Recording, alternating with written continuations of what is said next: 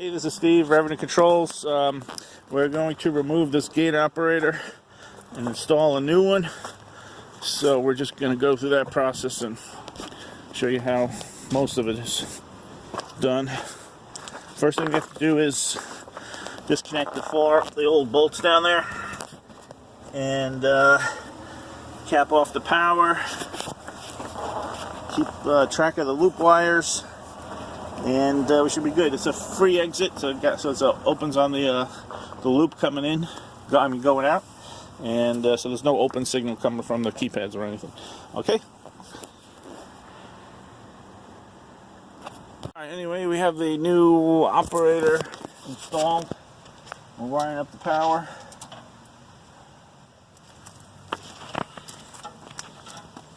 Of course, it's hot while you do this. Don't recommend it.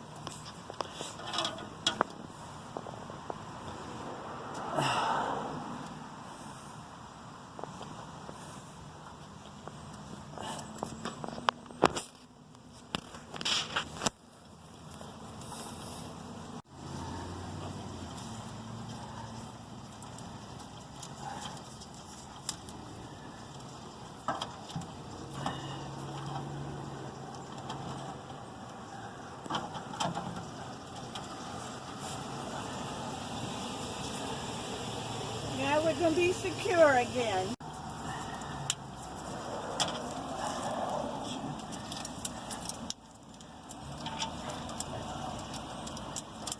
Alright, so now I'm going to route the loop detector, the loop wires.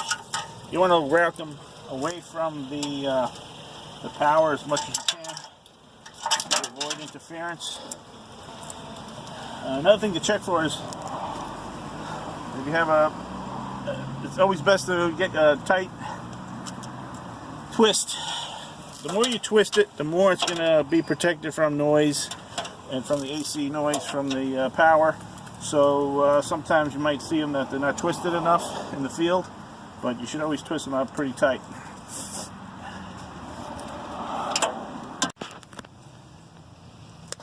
Alright, so I'm wiring up the loop detectors. We have two loop detectors here. One's going to be for the free exit loop, and one's going to be for the closing loop.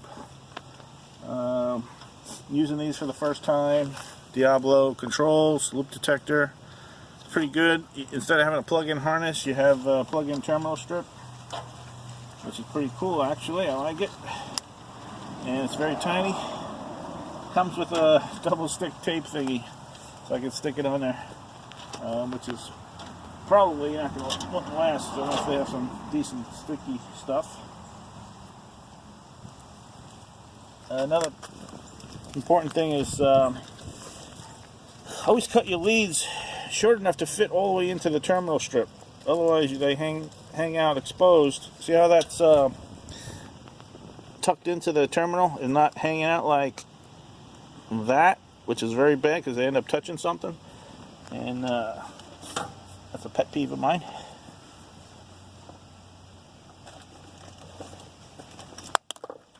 Alright, looking for a screwdriver. Alright, so it looks like loops on the first two on the right. I usually jiggle them in so we don't fray the wires. Always watch for your frayed wires.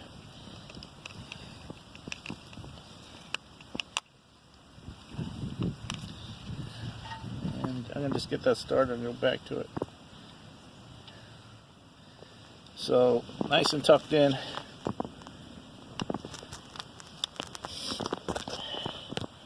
And then I tighten the crap out of it.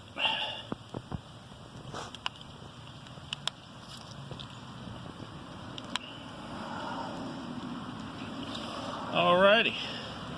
Okay, that's that. Now we need power and the relay output.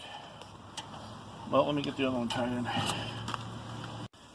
Okay, I need to run a cable for the power and the output from each of my detectors.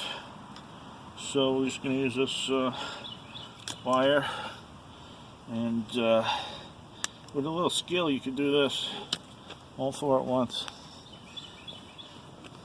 Alright, so you use black for the ground, and power common, negative.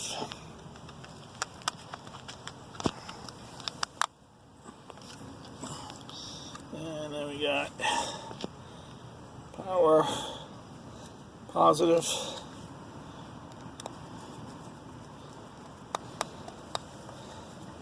Of course, if I slip, we're going to the hospital.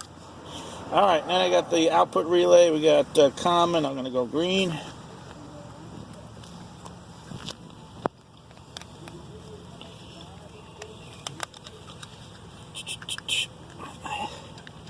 And I think we're going to go normally open, I believe. I'm going to put it to normally open now. If we need to change it to normally closed, we can do that.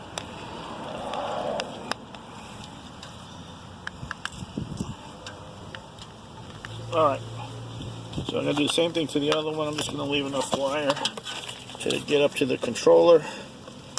And I'm going to do the other one same way. And we're going to do that. Notice no nicks of the wire there. And we're going to do the 4 at once shot there. Again, don't make them too long that they're going to stick out.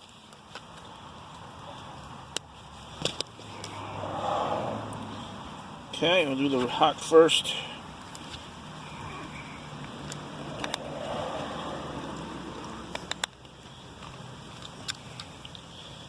Ground, negative, power.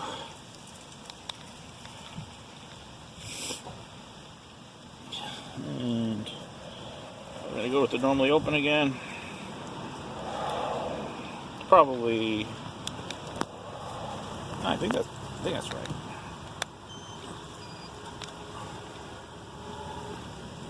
And the common for the relay output.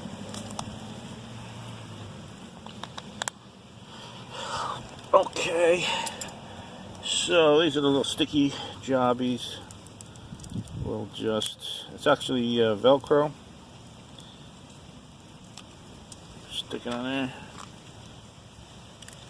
We'll see how long that lasts. Normally I wouldn't do that.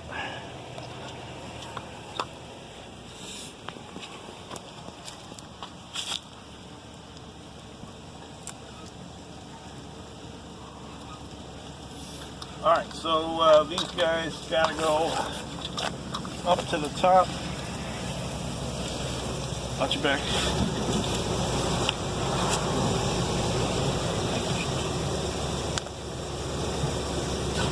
Truck trying to come through.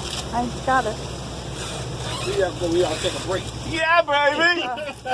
Hey, you're being videotaped. Thanks, guy. Wave. We're Thank taping you. it. We scored.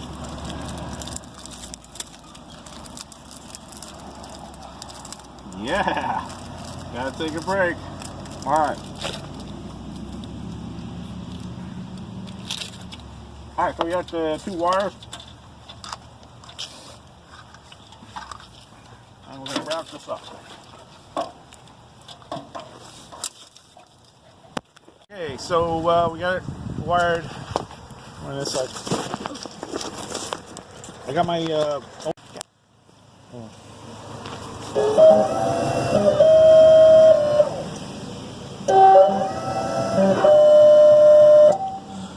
Alright, so I got everything wired up. I got my opening loop detector and closing detector. Got power and normally open contacts. They're feeding up through here, which is kind of nice. They need to be all tie wrapped and strapped, but I'm going to show you the wiring. So we're picking up the power here on the transformer input to the board. AC. The spec on the loop detectors say that they'll do 10 to 30 volts AC or DC. This is probably, I forget what that was, I think it's 18 or 24 volts AC. So we're within the spec of the detector. So that should be good for power. Our open signal is tied in up here on terminal 2 on the control board. By the way, this is a Chamberlain machine. And the close detector is on terminal 6. Okay? And of course we got to remember to pull the pin on the vent for the gearbox. Pull the pin out, okay? And then just sort of just toss it so you don't have to keep track of it. Alright, so we're going to tie wrap it up, and we're going to still put the gate arm on. We'll do a test for it here. So if I short one, okay, we bang the loop detector, it opens. Why did it do that? Activated the relay. That's interesting. There you go. You see that? Alright, maybe we should call Diablo. This is Diablo detector. Watch this. Nope, no, it's not doing it. You see that? That's pretty funny. Never seen that happen before. It's activating the relay. It's jittering the relay in there. That's pretty funny. Alright, well that's an easy way to test. That is a feature. Diablo loop detector feature. Okay, so we're going to strap this up. We'll pick it up in a few minutes. Okay, so I want to mount the two Diablo loop detectors up here in the box using their included double stick Velcro, which I thought would be nice, keep them off the ground. So I put one in, and I noticed this feature. The plastic cover off the back of the unit pops right off. So the Velcro stayed on the wall, but the case came apart. I guess that's another Diablo feature for easy removal. So anyway, I came up, we'll have to do a mod here, a field mod. Put the cover back on. So I hope somebody in Diablo sees this. Evidently they don't have any practical experience installing anything. I'm going to just do a field mod on that with my hot soldering iron. I'm just going to stake their cover on. So hopefully that'll work. I hope Diablo is going to watch this and maybe learn some. You can send me a check.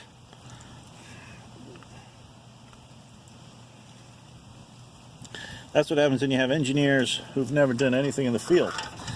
Unlike revenue control systems, we have 30 years of field service experience, and we design our equipment with that knowledge. With all the field service experience. Alright, here we go. We're going to take this one and do the same thing.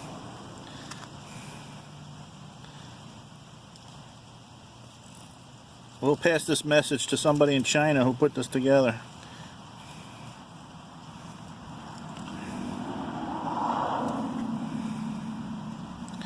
Alright, Diablo. I'll be expecting a check of some kind. Alright, so that should work. Let's see, let's give it a little tug test. So, now when you pull it, it comes off on the Velcro, which is good. Alright, a little field modification. Alright, so we got it strapped up. For service-wise, I always like to leave a way to pull it out of the unit and reach out here so you could service it and not be stuck in there. So I leave some extra wire. Sorry about the video. It's really lousy. So alright, so I leave extra wire here and get it away from the 110 power. And it's strapped in here. What's nice about this unit, it has this channel in the back behind here. It comes up through here. Also leaving some extra wire here for service on the terminal strip where the wires are coming in. So So you have plenty of extra wire to service. Okay, so it is operational. Cars are driving through. Next step is the gate arm. Okay. Got the gate arm on. Bolts with those 2 bolts and some plastic nuts, and adjusted the limit. The limits is this yellow thing, and it hits the Hall effect sensors mounted onto the board. One there and one down here, and there's a magnet in this little guy here. So the way it works is you move it on that shaft until you got the gate to work the way you like.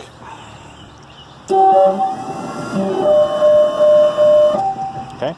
Now, if you look at the shaft carefully, not only can you move this way, back and forth, to adjust your up and down, but I needed to get a little bit more down, so I figured I moved the yellow thing back on the shaft that way, which puts the magnet farther away from the Hall effect sensor, which allows it to go a little further before it picks up on the sensor.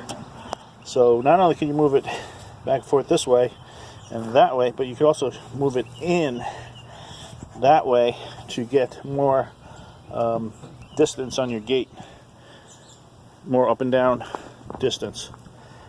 Of course, if you go too far that way, the Hall effect won't see it at all, and the motor will keep running, so don't do that.